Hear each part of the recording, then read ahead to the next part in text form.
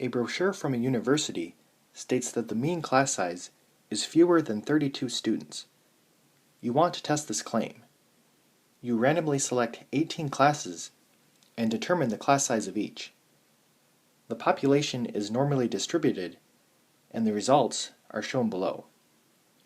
At alpha equal to 0.05, can you support the university's claim?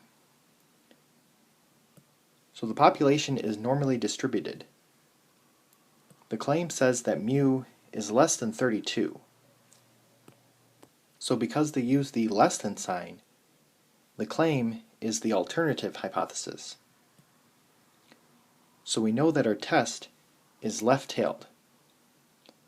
The null hypothesis is mu is greater than or equal to 32. Alpha is 0.05, mu is 3.2, and this is a left-tailed test.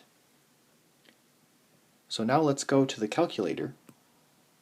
So I press Stat, and then select Edit.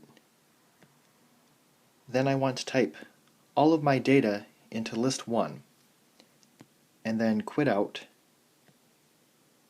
Then press Stat again, and go over to Tests, and then select t-test.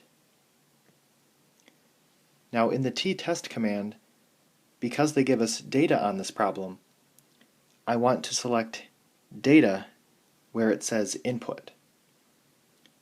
And then mu is 32. I put my data into list 1, and then I want to specify 1 for my frequency.